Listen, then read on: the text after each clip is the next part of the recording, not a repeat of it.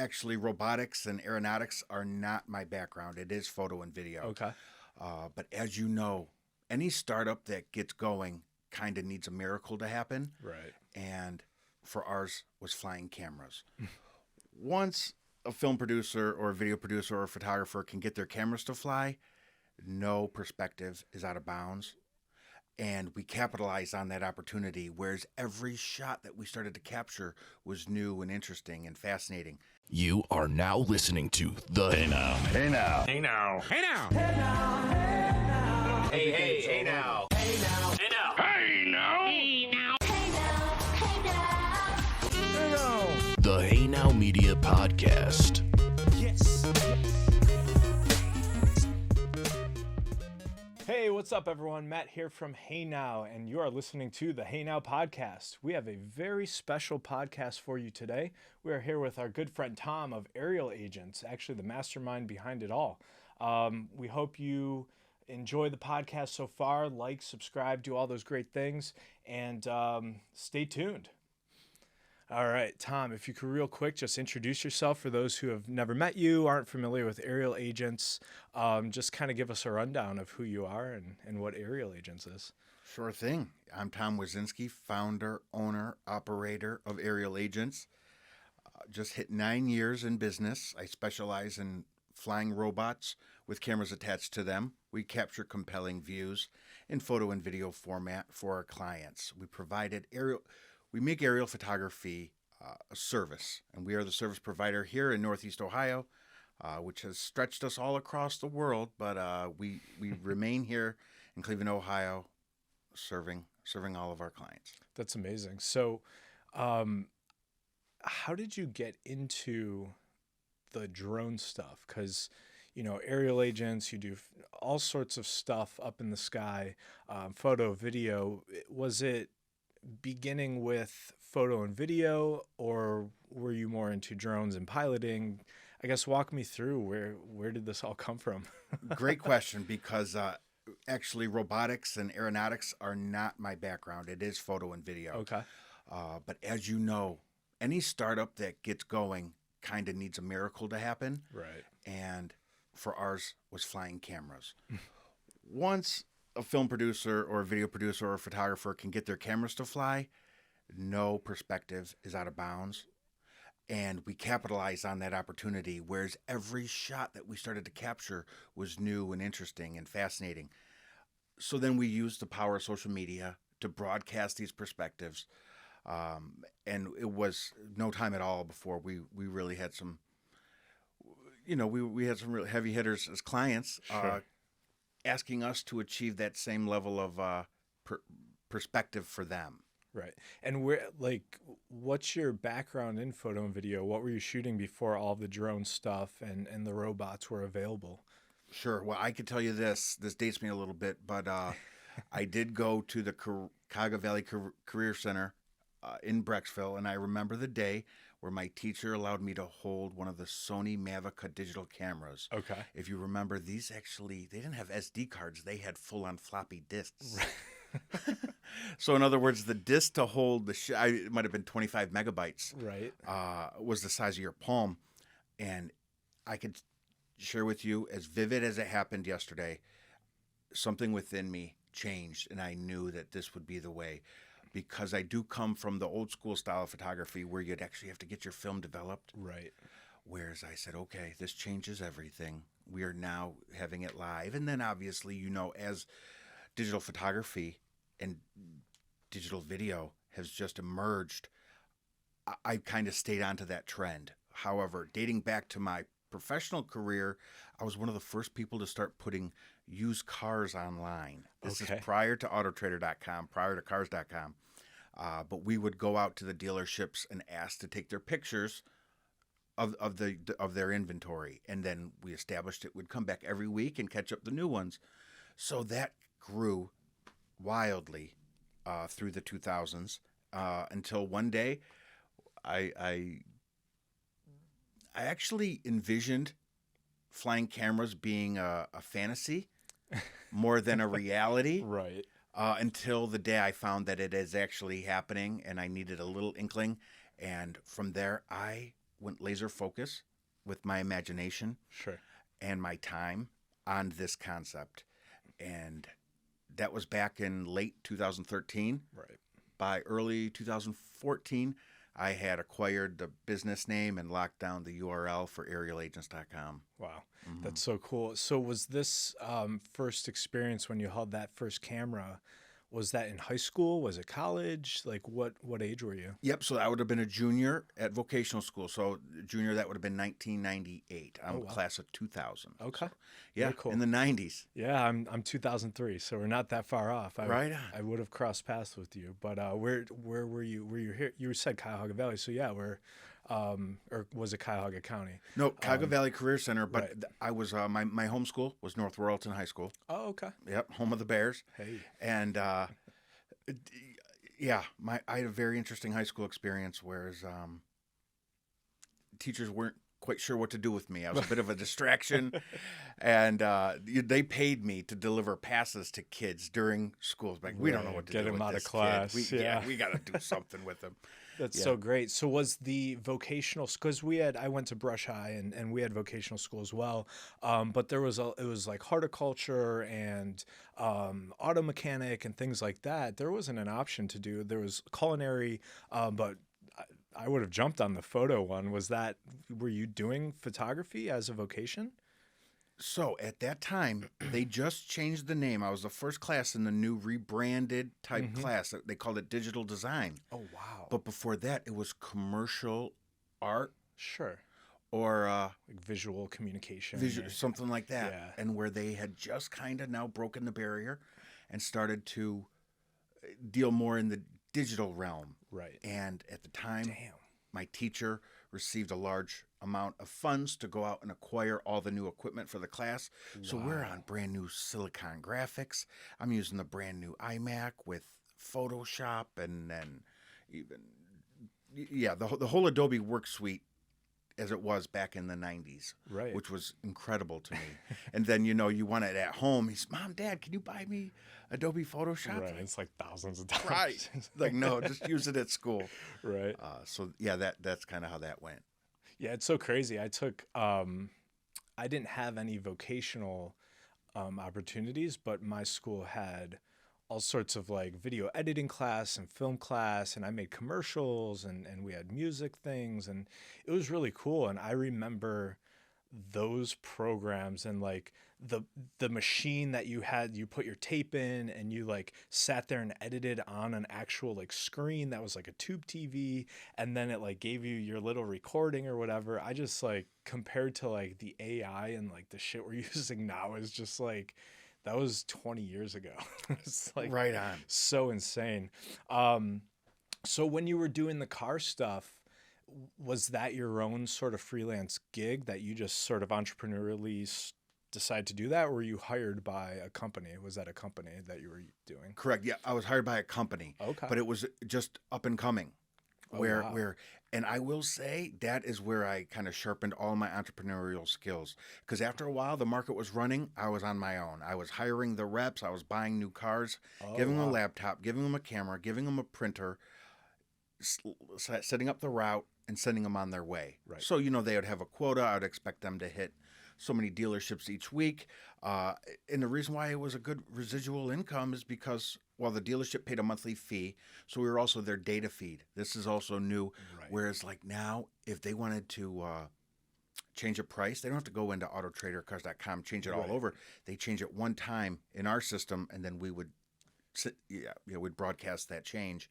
Same thing with deleting vehicles. So then that morphed into, 4 photos per car, then 9 photos per car, then 12, Right. then 18 photos per car. By the time I left, we were doing walk-around videos of each used vehicle, and I'm talking the Chevy Cavaliers to the Honda Civics. And then eventually their new car inventory, even new car inventory, was getting fresh photos to get away from the stock imagery, which is still kind of a battle within the automotive industry from what I could tell now. But that's where I sharpened my sales skills, and that's where I learned how to feed myself, Right. so to speak, with, Yeah. with sales. And your approach to the way you've done SEO and the way you sort of categorize things, I could now see where that comes from, because that's, I mean, basically your job was to do those things and catalog and provide that content. It's really interesting. I'm hoping that company got bought. Like, that sounds like, that's a really, I mean, that's basically what people do now. They That's did. every single company. They did. They did get bought. And, this is what's interesting. Right about the time I was leaving, they were getting encouraged the dealerships, I say, were getting encouraged to hire their own photographer. Right. Their salesman that's standing around, or the porter that doesn't have any cars to clean. Here, you take pictures. And then, the other marketing channels would encourage them to cut us so that they could reinvest those funds with their company. Exactly. And then I saw the writing on the wall. I said, well, that's when you start to get the inconsistencies in photography, which, we were a professional company providing a professional look. Right. I guess if that's not important to you, go ahead and give the camera to your salesman who's never taken a photo before. But I like that to today's age where, I did take on the drone knowing that there was a high barrier to entry and that it would take a while for people to catch up. But I could already tell you a lot of my construction clients have kind of pulled back and said, you know what, we got this college kid, he has his drone. Right. Whereas, they're not looking for me to shoot a Hollywood blockbuster. They just need an aerial perspective of the job site, which I always enjoy doing.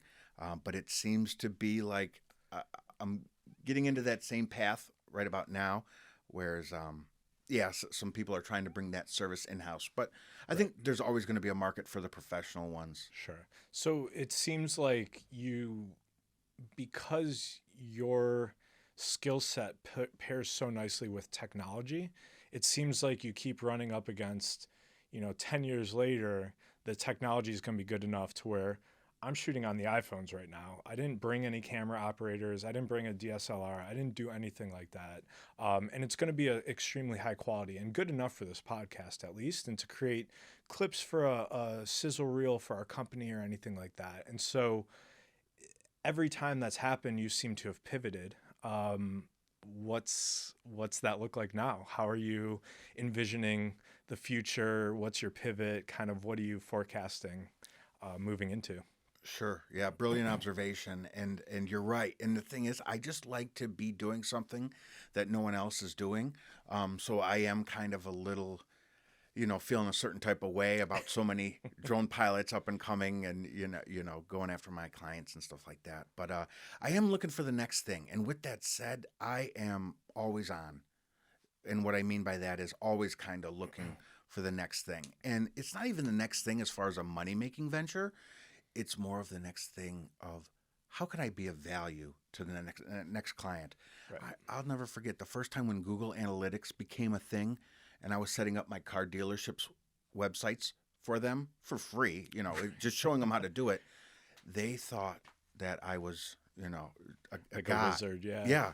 Like, oh my gosh, you're getting us all this data. They loved the fact that they could see where all their clicks were coming from. So in other words, that was a free service that I just gave to them, but it was so valuable at the time that is the type of feeling I want to recreate. So anytime I could bring value to a new business where I'm showing them something they haven't seen before or showing them something extremely valuable, those are the moments that I look for. Right. And are there things that you're working on that you'd be willing to share, or are there things that you're, working on behind closed doors and we'll wait to see what Tom has in store for us? Sure. No, I'd like to discuss this with you, actually. I think this is a great opportunity. So, yes, there are many things. I'll tell you one consistent thing that keeps coming up is the need for stock imagery, or not even stock imagery, but imagery that we've previously shot.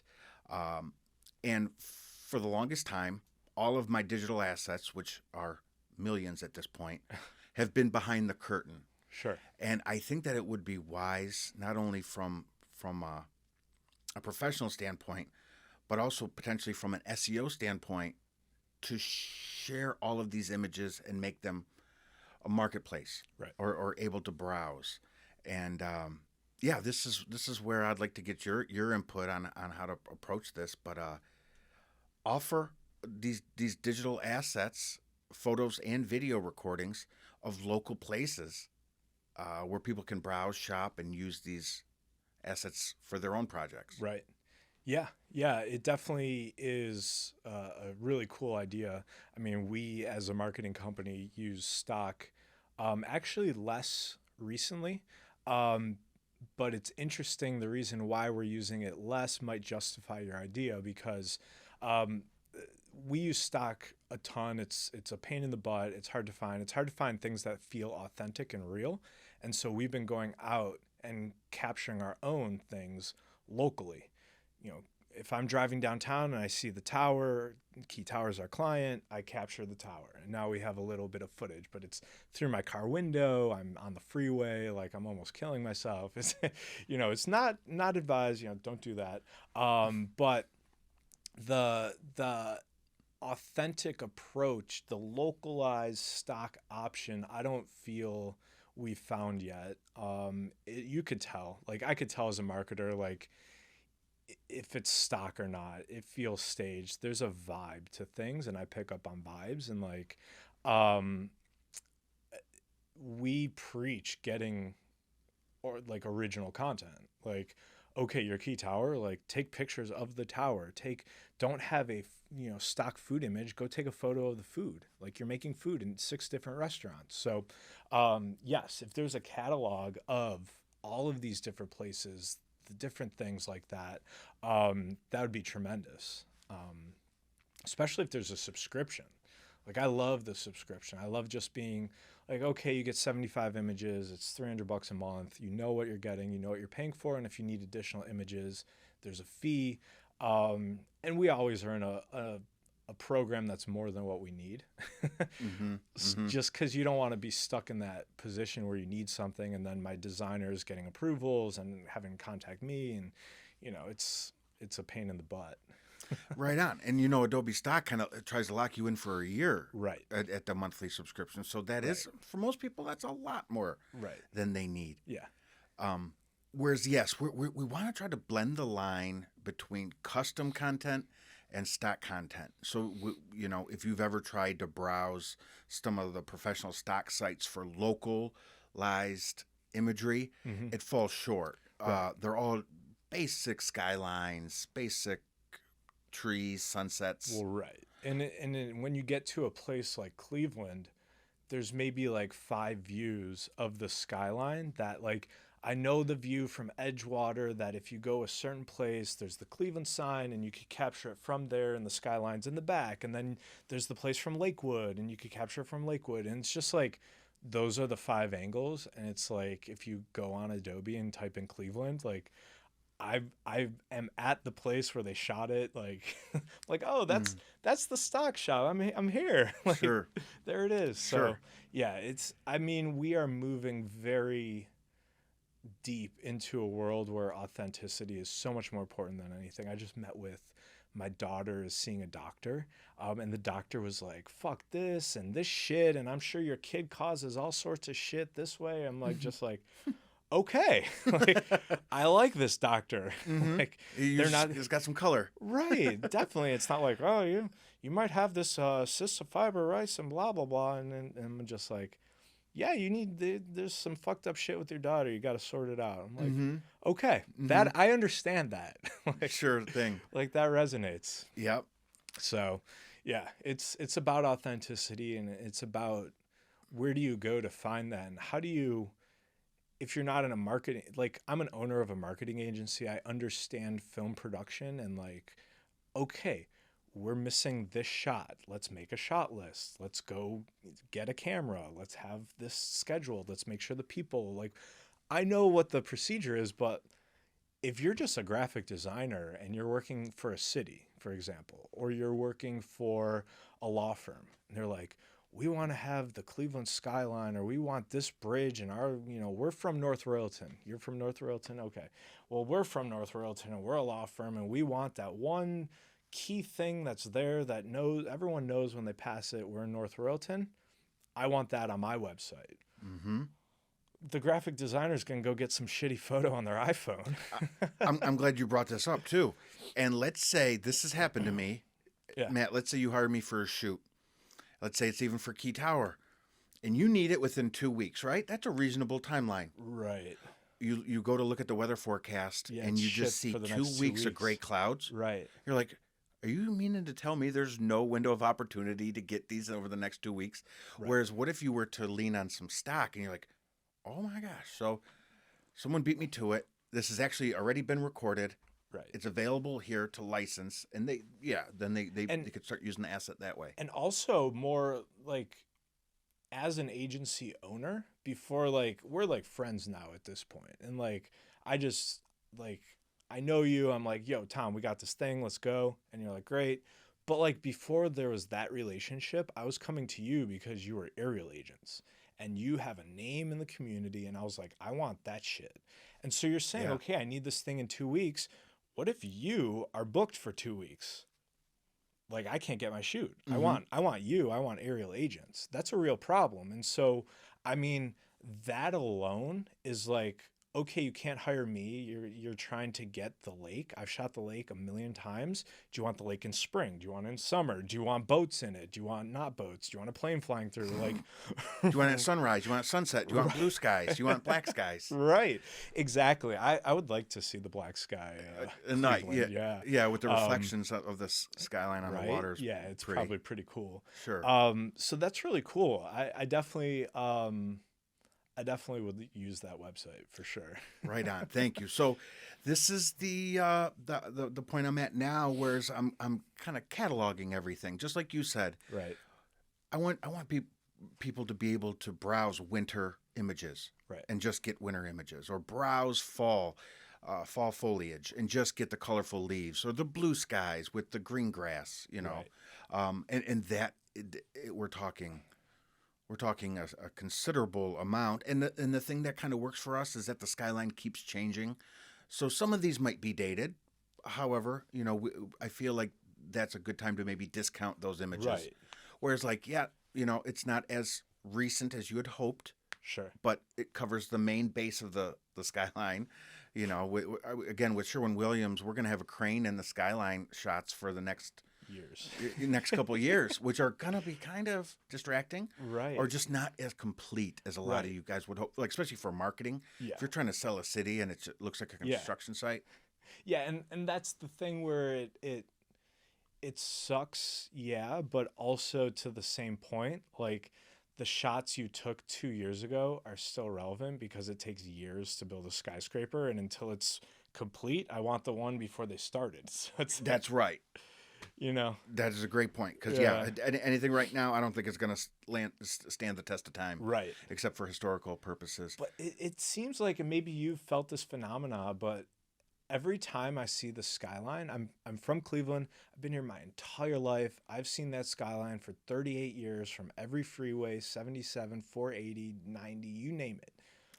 It always looks bigger every time I see it the next time. Mm-hmm. Like, oh, and my wife's not from here, so I'm like, oh, do you see it looks bigger? Yeah. like almost like, we don't need to get into it, but it's like, oh, it's bigger. Like, It's growing. It's growing.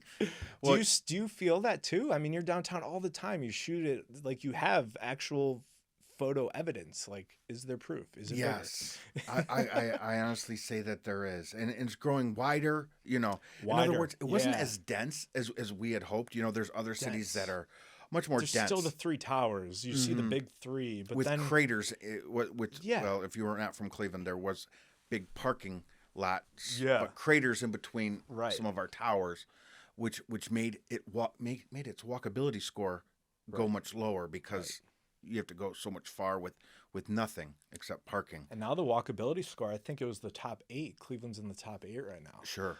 We track Cleveland State, Key Tower. You catch that? Yeah. 10, we're top 10. Oh, we're number 2? Oh, Jesus. Good. Shout out Noah. Noah's our producer. He says we're number 2. We refuse to wear headphones, and so he could have just told me in my headphones, but I hate headphones. But yeah. That's brilliant. Yeah, we're tracking it for Cleveland State. We do a lot of work for them, for Key Tower. I mean, Move to Cleveland is another client. Like we have clients where the marketing is like market Cleveland and tell people how great Cleveland is. And I'm like, fuck yeah. Yeah. Like, that's like been all I've done ever since I was a Honestly. little kid. I'll like go to Omaha where my wife's from. I was like, oh, you guys need to come to Cleveland. Or like, we'll be in New York. I'm like, New York, check out Cleveland. It's the best. Honestly. I So don't know we're how number it got to 2 be in walkability, which is amazing. You can't walk to downtown, but once you're there. Yeah, right. Yeah, so No, that's, Cleveland's overall marketing department, talking back to the early 1900s, have been phenomenal. Because Right. you'll go to North Carolina and Right. say, I'm from Cleveland. Oh, I have family from there, or I'm yeah, from there. I do notice that. Where? Like, No matter where I'm at, someone walks by with an Indian shirt. Or yes. they'll be wearing and this was before LeBron and before like I'm 8 and we have Clarence Weatherspoon was our best player at the time, and Sure. people still I'd be in California. Oh, the Cavs, Right. like what is going on? Right on. Right on. And one thing about this stock photography, let's consider even trying to grow it past just the assets that I have.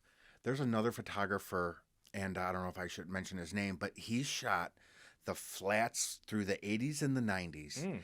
And for those of you who don't know, the Flats is Cleveland's kind of bar and entertainment district, but it has a wild history of big time celebrations. Yeah. Whereas one time during the bicentennial, I don't know if you know the story, but people parked boats next to each other. You could walk across the river. There were so many boats. I think I've actually heard that. So my parents are of the age where in the 70s and 80s they would be out in the bars. Yeah. They met at Shooters on the Flats. That's where they met, and obviously they're married, and yeah. And there was also, to me, the coolest thing, like that's wild.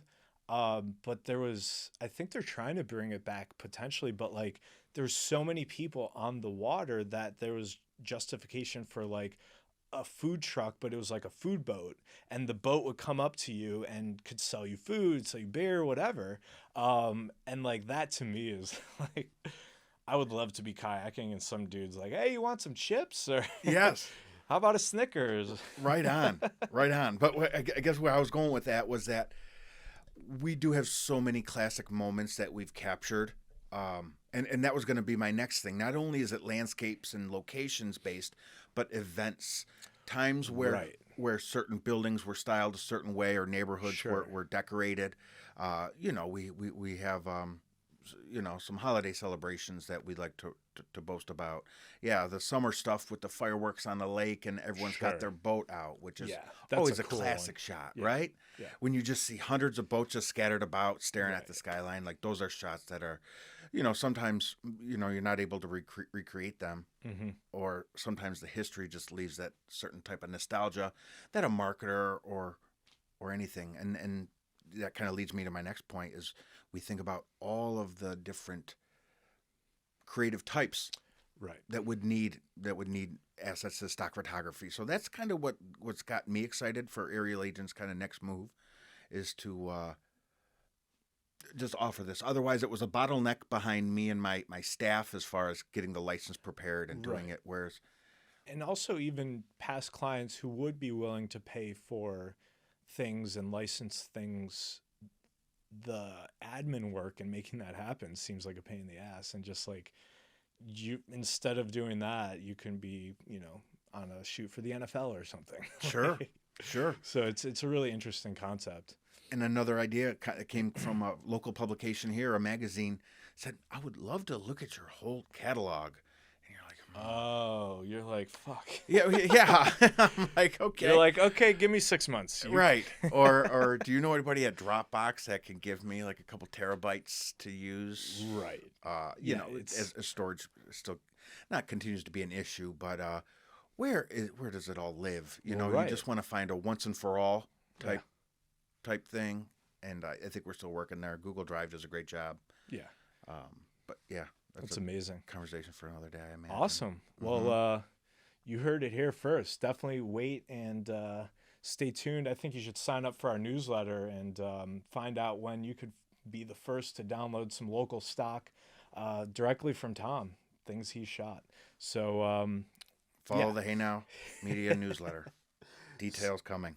So This is a new segment that we're going to be running for everyone. Actually, it's picked up a lot of steam lately. It's called I'm going to throw you a curveball. You ready for it? I am. So here's a curveball. Do you believe in aliens?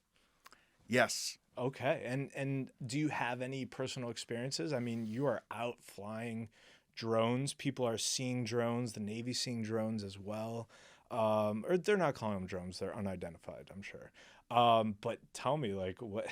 That was a definite yes. What do you think? No, it's a definite yes, but I literally have no visual component to back that up. You I never just, had an experience. Right.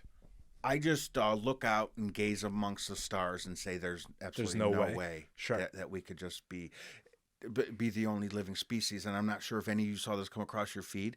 We just discovered another new fish that lives hundreds of meters down below that. We basically discovered a new fish Right. that looks straight from a different planet. Right. And here it is, 2023. And I think about the fact George Washington, our first president, lived and died without knowing that dinosaurs even existed. Right.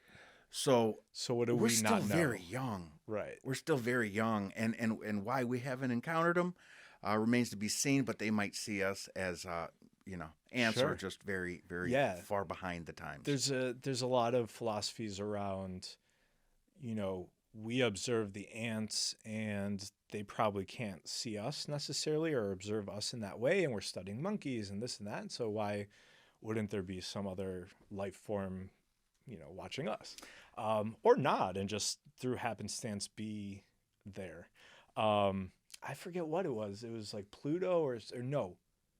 The rings of Saturn, or I forget where it was. I see so much shit, but they're saying they found evidence of life that used to be there now as well. And it used to be like Mars and Martians and all these things was like completely a hoax or something. And now Sure. they're like, oh shit, there was water, there's pyramids, there's Oh my God. Rock formations. And Well, being in the creative field, you would know. You know what a scout shoot is, where you go to check out your location before you shoot it. yeah, that used to be, actually, just side note, I worked on a couple productions, and that was like my dream role, to scout, just like, oh shit, you should shoot this scene right here. Like, all right, let's go drive another 40 minutes. We're alike in that regard because Yeah. I think that is a fascinating. It's exploring and yeah. Exactly. So I just wanted to use this as a metaphor. For me, I use a drone to go scout a location, right? Sure. And also us, NASA, we've shot the Voyager out. Right. We shot the George Webb Space Telescope out.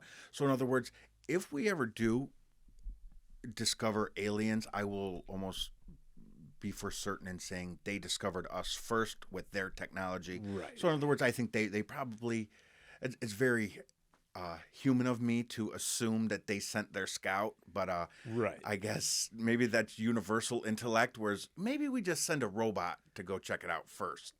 Which instead we of, are. You got flesh the rovers and bones. Right. whatever. But yeah, it's so interesting just with, and I mean, I'm just sort of like, I guess in this case, a civilian where it's like, I have no connection to any of these things whatsoever, but you actually are piloting drones and understanding their movements. And, a lot of technologies and things that are out and available now are like really advanced. And so like, I didn't know, there's all of these different sightings and reports that, I don't know if you're following it from like a pilot perspective. Sure, I am, and I've seen the footage that they're all talking about, especially after the government released it. It's Right. all very, very compelling. It feels like how you're like, is there things that are just like, oh, I don't understand that? Or it's like, oh, like that makes sense how it's moving. That's how my things move. And No, they are fueled entirely by a source that we know nothing about, whether it's Right. nuclear fusion, which is something that we haven't really been able to pinpoint, or Right. they might be pulling from another resource that is not even in abundance on our planet, Sure. or not even available on our planet. Right. So imagine if they fill their tank with some sort of not fuel, not gas. We looked at things as liquid, gas, or solid. Right. Whereas What if there's a different, there is a fourth. It's called plasma, which let's say that just like we have a whole lake that of water. Yeah, right next to our city. Whereas like they might be living next to a lake full of plasma where they just scoop it up, put it in their gas tank, and it will power their ship for. That's so wild. I know I could really get into the weeds. Yeah, the here only 'cause thing I got know about imagination. plasma is from Austin Powers. It's liquid hot magma or plasma or whatever. No, you had it right. The magma. That was it. Yeah. Sharks with laser beams attached Oh my to their God. head. Yeah, that was a long time ago. Indeed. So I just wanted to take you down this pathway if we could. Have you been seeing any of these drone shows with the drone swarms and the LED lights? Yeah. I'm super into that. Right. Because to me, like I like I have a history of like event production and like creative out of the box advertising and promotions and just like those things fascinate me. The applications is what fascinates me. I don't get into the technology or the like technical aspects or the programming or the piloting, but the applications are endless. And they're just like, that's what blows my mind. Indeed. Right. And that's kind of what I wanted to talk to you about. Well, for one, I've seen instances where people are putting QR codes in the sky. Oh my God. And who is not going to pull their phone out and just want to Like, take a what the picture hell and then is this thing? get that yellow link? But not only that, imagine going to like a remote village. You know, this is probably cruel to even imagine to another part of humanity, but put up a drone swarm, you know, with a face over a remote village Right, they who's think it's isolated God from or society. something. Yeah, there was a meme like, you could make them, you could be the god of them, just by convincing them that this exists. But yeah, we just don't know where this tech could take us, and what are everyone's perspective of where this could go and what it's like. But as an alternative to fireworks and as an alternative to other creative means for advertising or getting your message out there, or even logo, it's certainly very, very compelling, and they're finding safer and safer ways to do it next to airports, I've even seen. So Oh, wow. Very cool. so that is also something that I'm keeping a close eye on in case my opportunity to contribute to that Sure. industry exists. And is that something that you've seen done here? I've seen it in like, there's always anything that's like highly innovative. It's like Dubai or Japan or in China, something like that. But like, have you seen it here stateside where it's like, No, not live. Not live. I've not seen it myself. I know that it exists. You know, even Walt Disney does that down at Walt Disney World, okay, where drones are banned except for them. You know, sure. everyone else is not allowed to fly there. But again, I think it's a great alternative for fireworks because you could really help send the message. Fireworks are great; they're just loud Yeah. and colorful. Whereas now this is more focused and Right. Do could they- be anything. Do they have, like, part of, to me, like, the fireworks has the environmental implications. It has all the, like, humane things with animals and all of that stuff. But, like, to me, the noise is part of it. And, like, feeling in my gut when there's that big boom and then you see this, whatever. Is there a way to replicate that with the drones? Yeah, well, you might be embarking on a whole new avenue itself. You know, hear it here first, because I don't know that it does, Right. but I think there's space for it. Sure. You know, I think there's definitely a need for something like that because you're right. You know, when you get that firework that you feel in your chest, Right. that's powerful. Yeah. That's powerful, and especially when they're going at the grand finale and just one after another. Yeah. Especially on the Fourth, like that to me is America. I see a firework on the 4th of July and it like, I feel it and I'm Yeah. like, oh, I'm like, oh, that feels American to me. I like that. Maybe I'm too soon to cross fireworks off of the celebration, but No, but it's, I think, so what you're saying is that just like any other technology, the people who have millions and billions to spend on their marketing, their advertising, just let's throw money on just a cool fireworks show. Those are the ones who are implementing it, but it's not like you're going to a concert and they have it there and the concert promoter was able to put that on. It's No. still just like a screen and there's cool visuals on a screen or there's a laser light show. Like, they had that in the 80s too. Yeah, right, right. No, I think that as time goes on, I think we're going to see these more at our.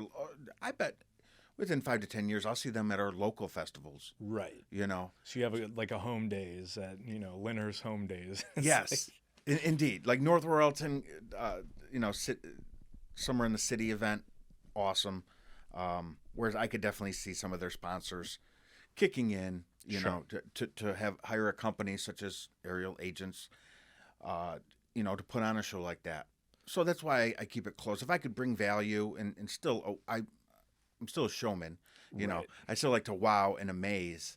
So that part of it. Yeah. And you've always It's had like exciting. an extremely high quality product. Well, yes. So you don't want to just throw it together half-ass. And Indeed. I feel it. So what is the application then? You're talking about sponsors. Is it you can not only use this to create fireworks and do a show of lights in the sky, but you could format them to create a logo or a message. Like it could be Nike and then it could disappear and then it could come back, just do it. And Right. okay. And not wow. even disappear. Yeah, just the lights shut off. Right. And you're looking Sure. at a black sky, and then they just reappear. So they haven't moved, or they can move into a new formation. Right. Yeah, and they're having shows from either 100, 200, 300, 400, or like 500 drones seems to be Wow. at maximum capacity for now. But just like with playing with Light Bright, if you have 500 dots, you can can do anything. create a more detailed image than you could with 100. So Right. depending on the complexity of the logo, that's when Sure. we really kind of get into, okay, how many do we need? Right. And I'll tell you, if it's a complex logo, it's probably not that great. Right. Yes. Simplify. But that's incredible. So is it all 500 drones are programmed and they're auto, or do you have a pilot running like 10 drones and you need 50 pilots, or like how's that working? Yeah, no, these are on a network, right? So Mm-hmm. you want to, you spend a lot of time beforehand Okay. moving these dots along in a 3D space Okay. because they need to move, right? But they can't bump into each other, obviously. Mm-hmm. So in other words, you need them to move into their next coordinate, Right. their next waypoint without bumping into each other. So that's when you kind of see it. Like when you're seeing it from the front, it all looks like they're moving in a straight line. But then when you look at it from the side, you'll see that there's The depth. varying depths Okay. of the image that you're seeing. So that is kind of the hard part. And then obviously setting that all up. And you take half the fleet. Let's say if you fly 500, you're going to launch the first 100, I see. get them up to their point, launch the next 100, get them up to their next point, and so on and so forth. So they're not all taking off all at the one point. And then these batteries can last anywhere from 20 to 30 minutes. Okay. So wind is a factor. So in other words, if your show goes longer than anticipated on a windy day and your batteries are getting low, you might have to cut the show short. But again, these are all the things that we're trying to figure out Right. so that doesn't happen. But the ideal service offering would be showing your client exactly what it looks like and what they could expect Right. precisely before you get there. Right. So that they have a better understanding of what to promote, what to share, because, they want to promote everybody, tell them to come. But if you Right. haven't seen it first, it's really kind of hard to put into words Yeah. what exactly everyone's going to be experiencing. Right. It's more like a movie premiere where you've been shooting and editing this movie to premiere it versus like a live performance where you're there live performing. So are things pre-programmed that you can buy a license to the program, or do you have to like sit there and how do you figure out how to be a 3D programmer for drones? Right. Right. You gotta have a good set of brains on you for that. So yes, so similar. This kind of weird, right? We were just talking about stock assets. This is becoming a thing, Right. where now you can download the stock imagery of the American flag waving. Okay. Or what if you get a bald eagle flapping its wings just Sure. with LED light show? So yes, like those are some things that you could implement into your program, or they can be completely custom. So yes, like that's going to be another way where these drone engineers can earn additional income by licensing their shows. Okay. Because And how similar is like if you wanted to create, there's no stock, there's nothing pre-programmed. You want to create your own program and create your own show. And you have your own storyboard in mind and now you're going to program it. How far of a stretch is it to learn that compared to your Final Cuts and your, drone programs and things like that? Is it completely a totally new language, or is it just like, okay, this is something similar but different? Similar but different in terms of how you set waypoints in Adobe Premiere when you want not waypoints, but what do you call them? I know what you're talking about. Yeah. So in other words, it flows along a timeline, just like when you're editing a video in a Premiere. You have a timeline, right? And then your cursor shows you where you're at. Similar process. So if you need something to happen sooner or later, you simply drag. Right. You drag the point sooner or later so that it happens when you want it to. And that is, that's the game that we're playing right now. And I think with the emergence of AI, this is only going to get easier, I hope. Sure. Or maybe even more complex. I guess both are true, right? The amount of time it takes to program something complex will be cut. Sure. Right. It'll be easier for the common man. But then if you really want to dig down deeper and go really intricate, that's also going to be available. Right. You get a pro who takes what they do and uses the AI to just use it as another tool in their tool belt. Like, geez, that's pretty crazy. So I literally was going there. Okay. The second you stop talking, I was going to be like, the AI. So we're always, that's why we get along. I mean, we're on the same wavelength. But going from, there's photography, videography, drone, like all the way to like AI programmed drone show, fireworks show. I guess, what are you seeing? How is that changing things? Like, take me through that, because I'm very curious. You are always on the cutting edge of all technologies. So like, where are you at with AI and what's going on in your industry? Sure. So I am doing my best to keep up. And as most creatives or marketers Probably know, drowning. Isn't it a lot? It's so crazy. Like trying to keep up with everything has been exhausting. And I do try to do the basics of the industry myself first before I take the next step. So it's kind of like almost installing your own rubric, so to speak, to learn it. At least that's how I learn. But I want to test the boundaries and test the limits on every piece of software. Right. At all times. As soon as you let me in, I'm going to start trying to knock the walls down. And, Right. and just to see how much space and how much expansion we can actually explore. Similar to the way that ChatGPT went from 3.0 to 3.5 to 4.0 so quick, and now Bard now has their rebuttal. If you saw, they're connected to the internet now. Right.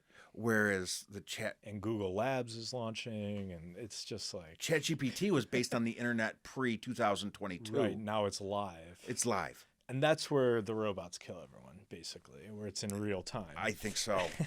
I think so, because all of our GPS locations are coordinated into it's that tapping real into time. all of that real time, right? So what applications like are you using it for? Is it more on post-production?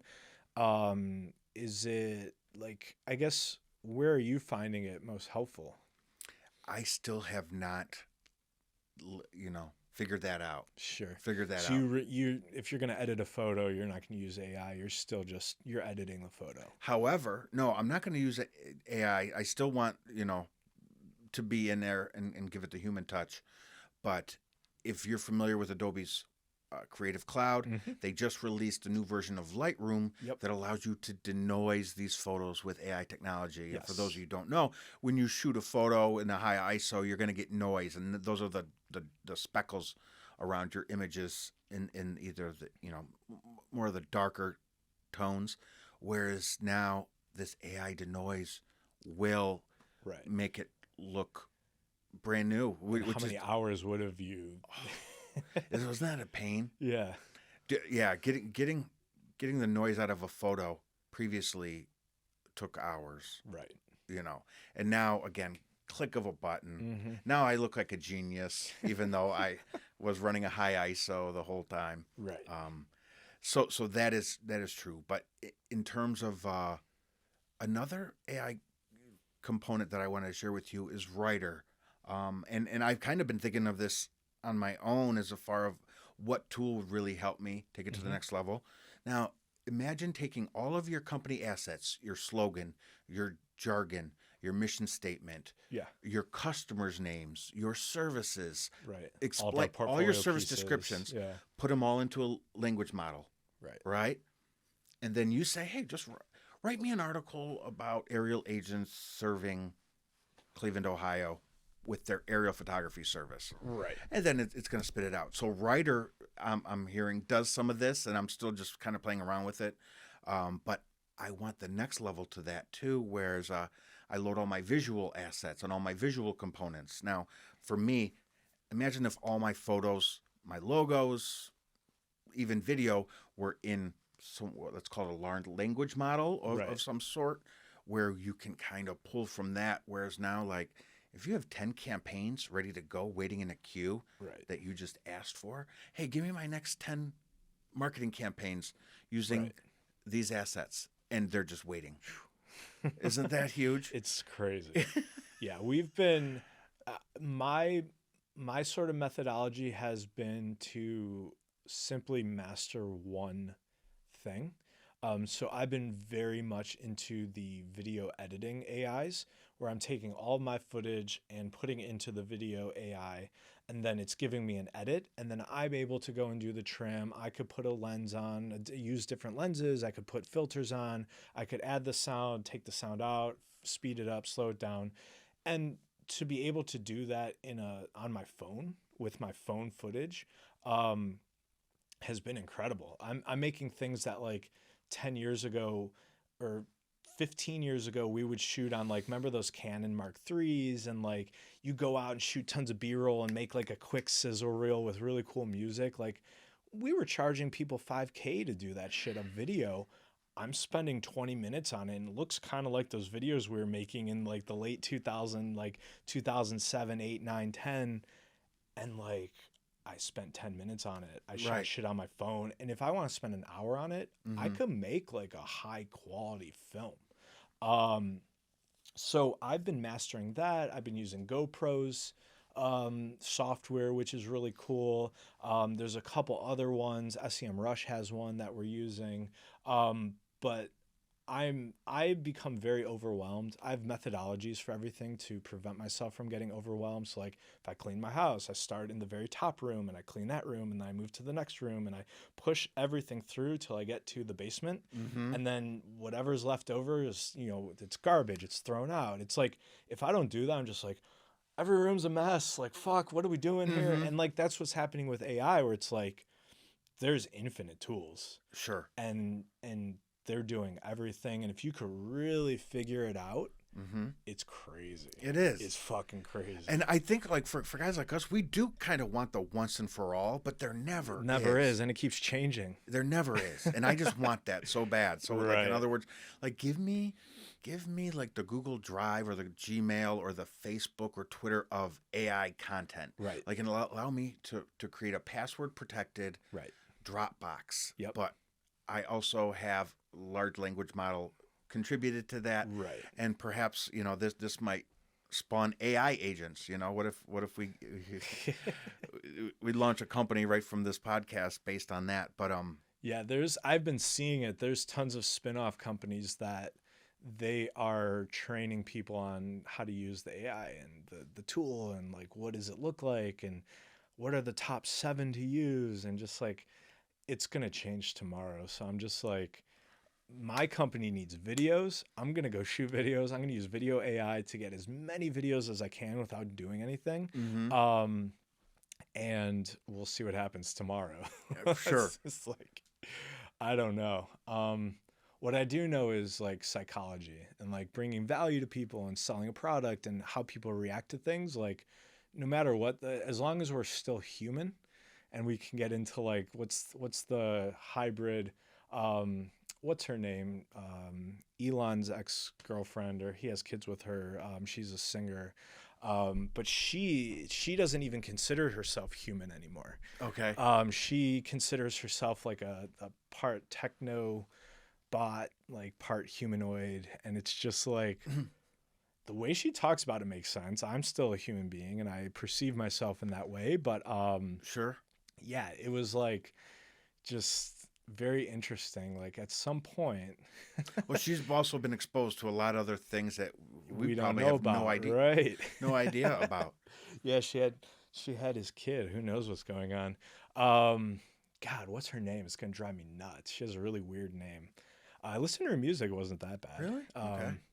But yeah, so I don't know. It's interesting, but as long as we're human, like people have certain triggers and needs and things like that, and so it's kind of like, you know, how do you use the platform and the tools to suffice those things? Especially as like marketers, or capturing that moment is in its most authentic form, no matter what. Like you might be in a different dimension and you're having some AI go off, and as long as it's capturing that moment, you still understand what that means, and it's still that deliverable, and it's still that product that you're providing, and it's Sure. a different tool. Right. So I'm trying to think of it that way, and not get overwhelmed by it, and just I'm going to focus on video. Sure. Yeah. Yeah, and my business partner's focusing on all of the writing tools, and how do we convert this into, volumes of writing and things like that. So just picking it apart piece by piece, I guess. Right. Right. And all of the voiceover or voice recognition, software that we have. Let's say you write a book and you want the whole thing to be narrated by AI Morgan Freeman. Right. Oh, You could do gosh. that. You put that on the Apple store for Right. your audiobook. Well, I think you got a good chance of going really, really well. Right. And it's also too, like, I've tried to do voiceover work and just like reading something. It's really fucking hard. And like, imagine how long it takes to read a book. That's how long it takes to record it, times the amount of times you screw up and start over. And so it's like, click the button and get that done. And I think it's cool because it's giving us the opportunity to really focus on what we're supposed to be doing as creatives and as humans, versus the like admin work of like cutting it and repeating and then like uploading it, putting it out there. It's like, let's focus on getting this to people and, automate that and Sure. like get the reactions and just like focus on the value and like the good parts, and not have to like do all the busy work. You're right. And that's where some articles I read, I mean, I'm sure you're aware, there's going to be more one-man companies out there than Right. there ever was before. Right. Whereas as long as there's one person kind of pulling all the strings and they know how to get all their technology to work in concert together, you don't really need staff anymore. You need something written, give it a prompt. And by the way, can I just do a side note here? Yeah. When it comes to prompts, like humans can do it too if the other human would have just given me a prompt as descriptive as they give to Right. the AI. In other words, right? Yeah. You work in creative services for Right. clients. If I could have just got the right information and the right description and Honestly, if your client would have just given you the prompt, the same descript right. that it gave to the AI, you would have Right. hit the mark too. And that's where I feel like a lot of people hire us, and I say us because I'm including you, but they're hiring us to think.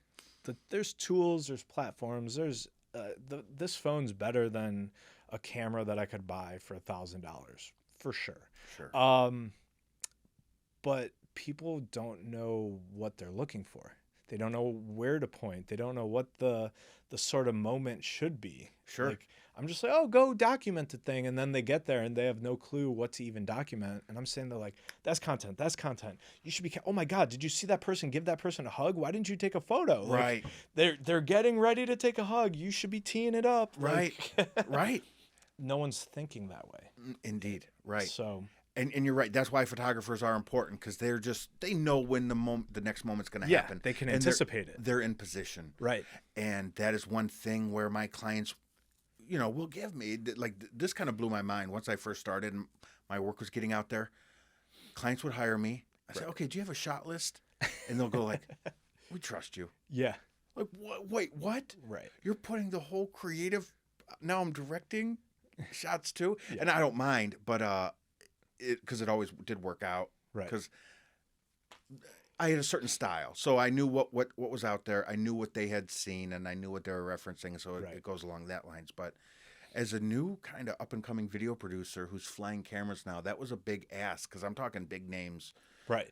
Studios. This is putting a lot of pressure on you. But they don't know what the drone is capable of. Well, right. So in other words, that's what they mean when they say, "Oh, we trust you." Yeah. Well, if you want to get that reveal shot coming over the top of the stadium or coming from outside of the skyscraper, at dusk or that's kind of what I'm referring to though. Yeah. I have found when I've shown clients, like really, really savvy clients, what something's capable of, they bring really brilliant ideas to the table. But when they don't sort of understand that, or they're not savvy, like they're a great business owner, they're a great whatever they are, but they have no clue when it comes to sales and marketing. Maybe they're a doctor and they're the greatest doctor and they have a product and they need to sell the product. Mm-hmm. We found out we should be charging for a shot list because we said, hey, do you have a shot list? They're, oh, well, what's a shot list, first of all? But second of all, well, you'll just come and you'll shoot and it'll be fine. And we're like, no. Uh-huh. Okay, I guess it sounds like you need us to make the shot list. So we'll start charging for that because, I mean, if you have a very good strategy, a very good shot list, a storyboard, you are prepared, you have all the right equipment, actually shooting's not the hard part. That's like, fair. Like you go to shoot and edit, there's a storyboard already, just edit against it. Mm-hmm. Like that's where we were like, oh, the client doesn't know. They're paying us to think. They're paying us to come up with the storyboard. Mm-hmm. I see. Okay. Yeah. So yeah, that's yeah. And at the end of the day, I think when I get hired by a client, not only do I want to make the story that they're hiring me to do, make it compelling, mm-hmm. but also going back to a bit of the stock approach, where it's like I want them to have assets in their digital asset manager, which is a whole nother beast. Right. Whereas like most companies have a digital asset manager, like everything they've recorded, everything that they've photographed lives in a certain database that they could pull from. Right. Yeah, and that's why I want aerial agents. Whatever they pay me, I want my content to be at least twice as valuable or more. Right. To the terms of either this campaign or so on and so forth. Even this is Cleveland, the tourism bureau for the city of Cleveland. They're still using stuff I've shot years ago, right. But it looks amazing. They're using it in their nationwide still commercials. Relevant. Mm-hmm. Yeah, that's and you look at the tourism numbers. And it's like, okay, well, how do we increase tourism? Oh, we're going to have these commercials and we're going to have these posts and we're going to have blah, blah, blah. And it's all your footage. And then last year there was, 10 million people downtown. Okay. Like, sure. Shit. Yeah. My video made 10 million people go downtown. That's how I would be thinking about it. Mm-hmm. that is a brilliant way of thinking about it. And that is why I think I enjoy my profession so much is because, we said this earlier, just getting people to come here based off of the perspectives that we share. Right. Yeah. And I believe that's why I think I was such a good fit for the tourism part. This is Cleveland. They're wonderful people. Every year they have their annual meeting and I just leave there feeling so energized. Right. David Gilbert, their CEO, he just went through all of the benchmarks and all of the accomplishments that we've done, such as bringing the NFL draft, Major League Baseball All-Star Game, NBA All-Star Game. Now NCAA Women's Final Four is coming next year in 2024. What I'm just trying to say is that they do work so hard to try to help bring people here, and I'm part of that by sharing my perspective and, point That's my amazing. camera at the things that they're trying to showcase. And how does that feel? Feels wonderful. It really does. I mean, because I don't want too many people here, right? Because I like not sitting in traffic jams. Right. I like not waiting in long lines. Right. There's a balance. Right. So it's like, all right, everyone can come here, but I don't want I don't want you clogging up our roadways. Right. It's funny. I feel the same way. It's like there's this extreme deep pride for Cleveland and the excitement that it's doing well and winning and all these things, but like the charm that makes it what it is because of the size and I think it's very, very under capacity. Like there's no traffic. You go on a Tuesday afternoon, Euclid Avenue, it's a ghost town. It really is. It really is. So there's room for growth. Uh-huh. But I share the sentiment. It's like anywhere I go, I'm screaming about Cleveland, but you look at what's happening in Austin and like it's this giant destination where everyone's moving to, and it's like, you go from 1 million to 2 million overnight, like that's going to be a problem. And they're seeing their roads weren't built for that many people, and it's like a thing. And so maybe we don't have that issue because back in the 30s, 40s, 50s, we were as big as a Chicago or Yes. not a New York, but like second Had tier. a lot of automobiles too that we had to pave roads for. Right. And so the infrastructure's there. Mm-hmm. And so that's the cool thing about Cleveland, where it's like there's the lake, there's the river, there's the infrastructure, the buildings. I mean, if you look at the presidents from Ohio in this area, if you look at all the famous people from this area, there's just like, I don't know, there's a magic sauce, but I'm very biased. We're gonna walk out of this building and see the skyline and be like, Yes. But we're super biased, I think. Yeah, and we have no neighbors to the north really too. So it's like Right.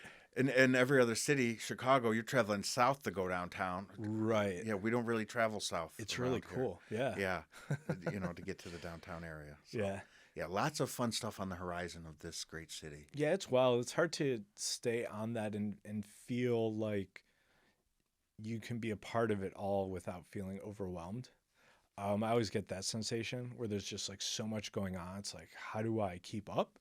But at the same time, it's just awesome Yes. to like be a business owner, be from Cleveland. And like, I mean, it's now 10 years, I think, that we've been seeing the city on the rise. And there's always this mentality of like, there was this like 80s, early 90s, like Cleveland was on the top of the map, and then it's like it goes back down, and then it's like, okay, there's this peak and we're going to be great, and then it goes back down. And it seems like we're hanging on there right now.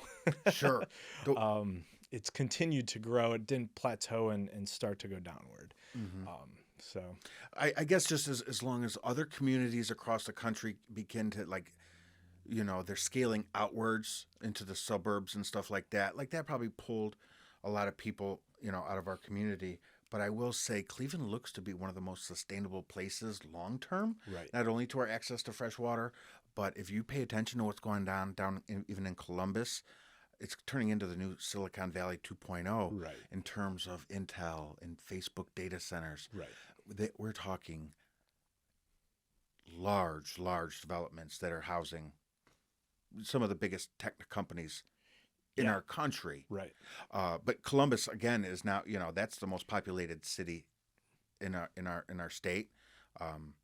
Cleveland being right behind that, but I see Cleveland as a very sustainable place long term, where I think over time it'll grow and we'll continue to build our families. But yeah, we'll it remains to be seen. We'll see. Right. In the meantime, I'm comfortable.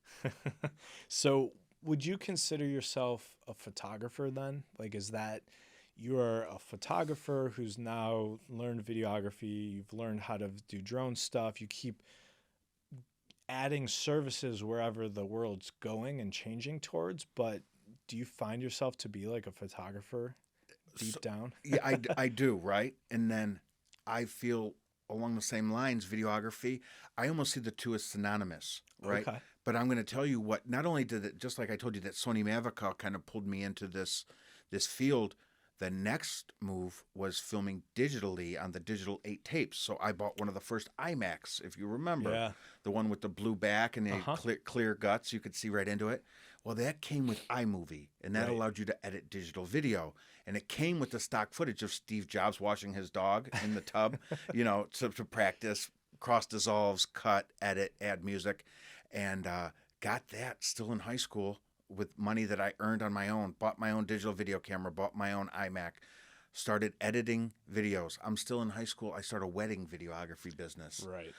So at that point, photography wasn't even a consideration. It was digital video because it felt like, wow, you could really make this look professional with, it allowed you to add the text and the titles and the transitions, yeah. and add music. And at that point, there was no crossfades. copyright. I'm putting Beatles music and Oh yeah, you could use like really good shit. in my in my wedding videos, man. I had the Beatles. Man, you thought I would have paid millions in licensing. No, I know, right? But you had no distribution, right? Because I'm telling you, I was delivering the final copies on VHS. Like, Right. Again, to date myself, but There's no YouTube and with that iMac, I would shoot the ceremony, which is where the people get married, and then the reception afterwards, where they go eat and celebrate. Well, those were kind of two parts to the wedding video. Well, there was only so much storage on the iMac. Right. I would literally have to go in, do the ceremony, edit it, export it, delete all the footage, and just to make room for the reception. So I was delivering it like in two parts. So when people ask me, Tom, what do you do? And I've always been trying to think of the most fascinating answer to be interesting to people that I meet. And I say, well, I could be a founder. I could be a business owner. I'm a photographer. I'm a video producer. I'm a drone pilot. That sounds very fascinating. People, oh, what does that do? right. And then also I'm a father, husband, brother, and son, which, those are important job titles as well. But yes, I do fancy myself as a photographer. Again, I think that's synonymous with video producer for me. Sure. Because it all depends on how, these are I use the lens to help tell stories, not only for me, actually, definitely not for me. I don't have my own show. I don't have my own podcast. Very rarely, we're in uncharted territory, Matt. I don't know. This is like one of the only podcasts that exists of me today. I try to keep a low profile, or maybe I just bury myself in my work. But a photographer is a good title for me. Small business owner, football coach used to be in my title. So, yeah, photographer, video producer are two titles that would probably put me in the correct category from the creative standpoint. Very cool. And so it's the idea around telling stories that really is that, or showing objective. people something they haven't seen before. Right. If you watch my videos, you probably saw an angle that you had just never seen before. Right. And that didn't just come out of the box like that. I've actually tried to seek out or use my imagination to say, oh, what would that look like?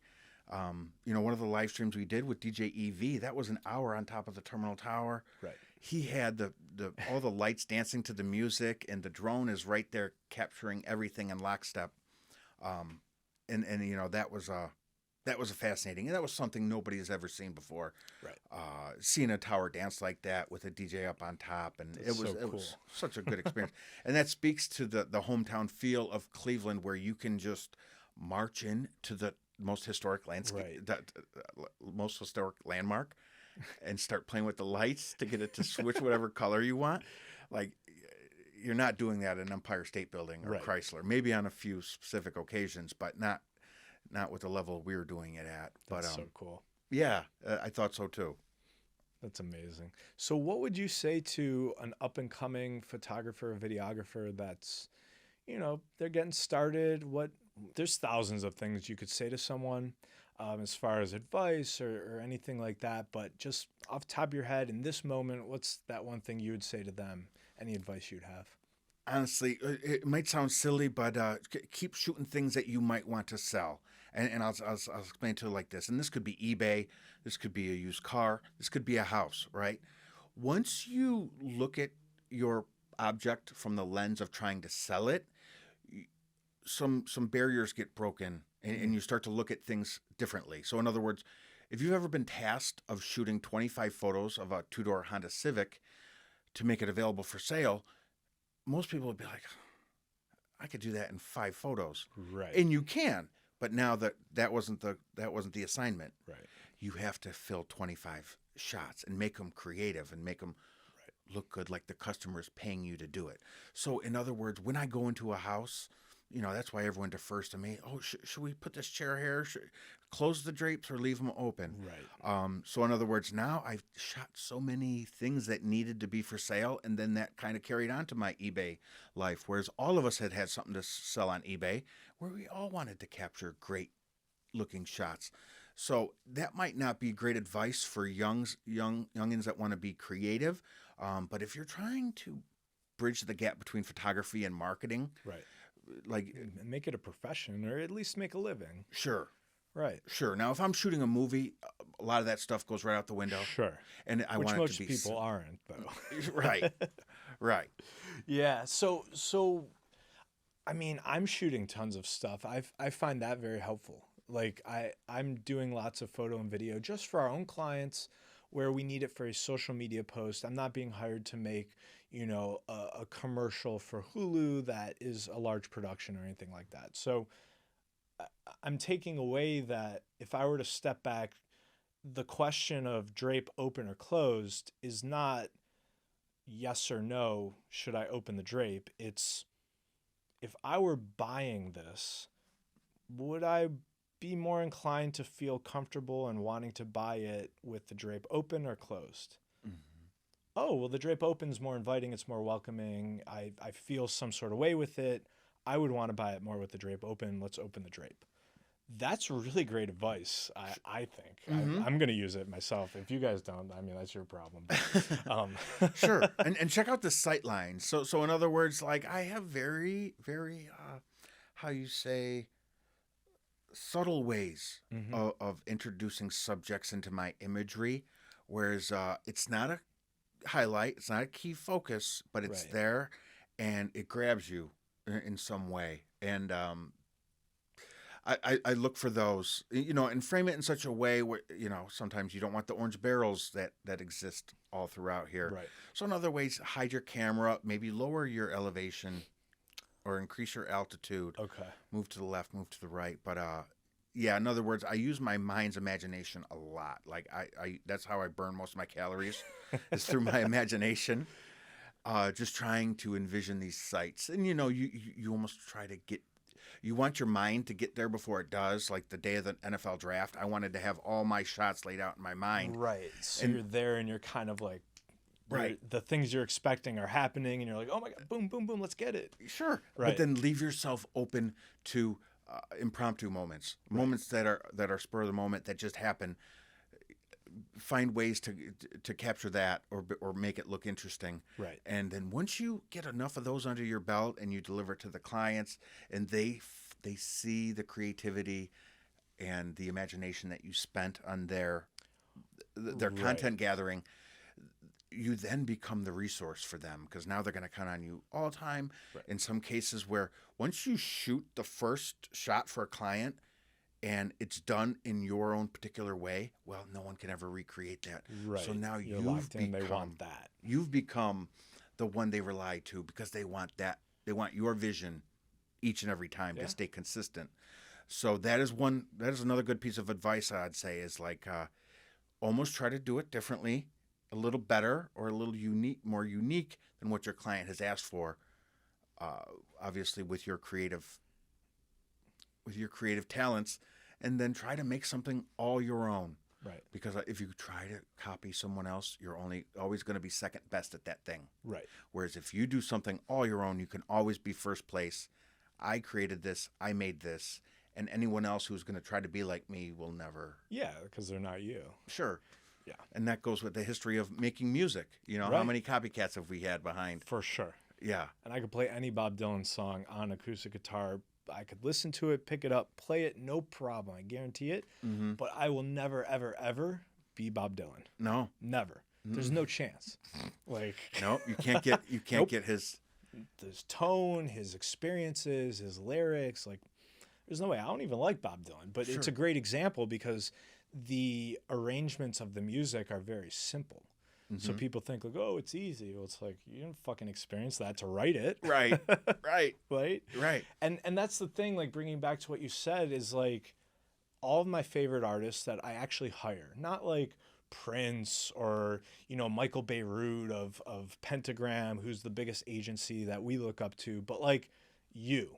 my dude Juan, who I hire, Fernando, I could look at Juan's logo and know he made it.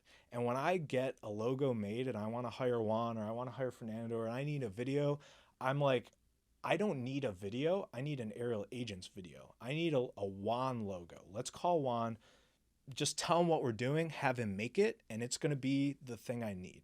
And so, like, if you really find what you're deeply passionate about and can show that through your deliverable and your product you're giving to that person, they're going to love it. And if you can technically get better over time, even if it's not that great now, if your true passion shows through that product, it'll be great. Fair. So, And there's something to that. In fact, where I will go shoot a video and I will, let's say I hand it off to 2 different editors. Say, Right. I'm editing this myself, but I just want to see what they do. Sure. I will hire them and edit a video. And sometimes it comes back like, no, I don't like this at all. But doesn't feel right. right, because they didn't, I guess when you're shooting and editing, you know what comes next and how it should look, Right. or how you should order it. Whereas even something as simple as editing, you would think like, oh, that should be kind of cookie cutter, a cookie cutter process. It is Right. not. Right. That requires as much emotion and imagination as anything. Yeah, and I'm extremely new to video editing, and I made 2 different cuts of something yesterday because by changing where a scene was in the cut completely changed the entire story. Right. And it was just one, I had this thing at the end, and instead of having it at the end, I had it at the beginning, and it teed it up, and I was like, oh, this is kind of cool. So now I have 2 cuts, and it tells a different story. It really does, and I Right. totally identify with that. And that's where I think, some editors have really made a name for themselves in editing, where it's like, Yeah. that would be another title I might be able to give myself, but I'm not known for my editing. You're known for your shot. Sure. Yeah. But I have a lot of experience behind the computer editing, going back to the original iMac with Steve Jobs washing his I dog in the wanted that pool. so bad. I think, would you get in 97, 98? Yes. Okay, 98, it was my bar mitzvah, 97. Yeah, No, I had my bar mitzvah, December of 97, turning 98. Okay. I wanted that, so I wanted the red one. Okay. With a, Sure. Never got it. Got a Dell. I've been on Dell ever since. Well, I'm about to blow your mind, I think, right now. Do you know what I paid for that iMac? Let me guess, $500? No.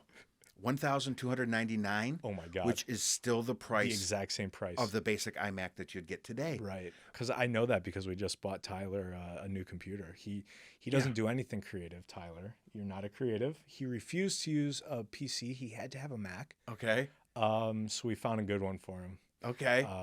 It's like he had to use the Mac. It was that exact price. Right. So that's part of Apple's brilliance, by the way, too. Is Right. that they're able to have a product over the past 20 years that is the exact same price. Right. Yeah, that's amazing. Yeah, I wish I would have gotten that because I feel like my trajectory as an entrepreneur would be very different if I was I'm learning video editing now after doing this for 30 years versus getting that computer when I was, however old and doing it for 30 years.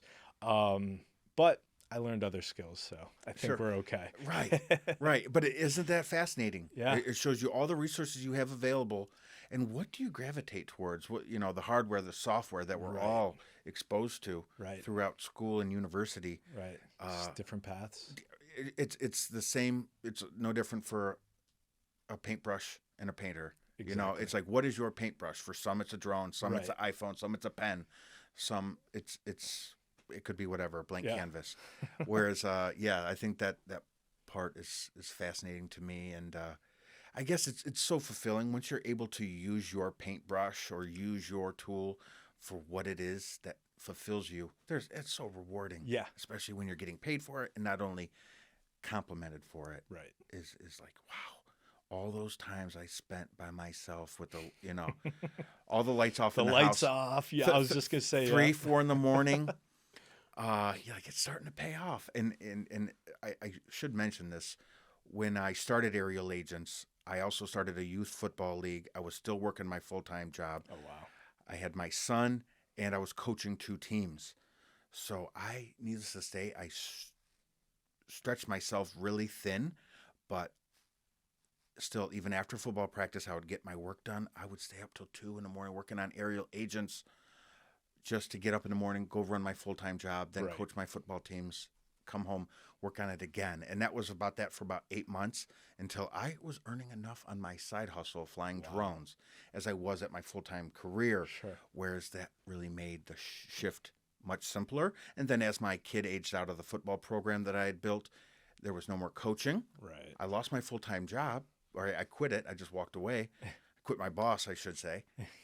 And then this whole opportunity came. So then that's when you probably got to start seeing some of my work, Yeah. whereas now I became laser focused.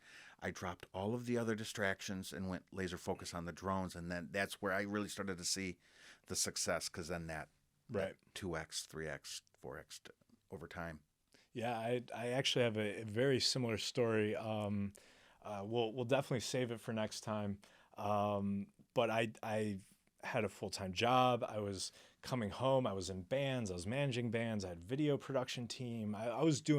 We were producing a film. Like, we were doing everything. I won a Ohio Hip Hop Award for a film I produced and directed. That's amazing. Yeah, so it's like I know that type of award ceremony you're talking yeah, about. They do was great work. Yeah, it was fun, but yeah, it was like cutting the full-time job, cutting all the other things, cutting everything to the point where it was just like, we're doing branding, and all we did was branding for a little bit, and that was like, boom, okay, now these branding clients need a website, boom. And it was like, until we laser focused, it was just like, It all catches. yeah, I was staying up to 4 a.m. after my full-time job, the whole thing.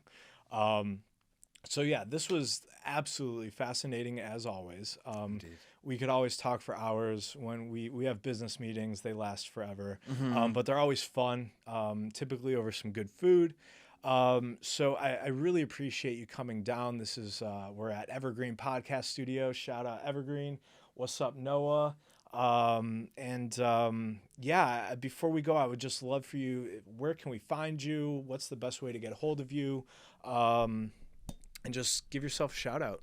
Absolutely. Thank you, Matt, for having me. And always, yes, you do know the best food spots to hit up in the city. So I appreciate that. Another thing, I'd be remiss if I didn't shout out Noah from Evergreen Studios. This place is awesome. My first experience here. And we appreciate the hospitality. So thanks again for We'll having have me, you Matt. back. No worries. Yeah. So Aerial Agents, I do have my website. That's aerialagents.com. You can contact us or even book a half-hour time slot. I do free consultations. So for any of those looking to try to get a new perspective on your project, that comes at no additional cost. Go ahead, book yourself a time slot. Other than that, I share most of my recent works on Instagram, Facebook, and LinkedIn. I have a permanent ban from Twitter, so don't try to find me there.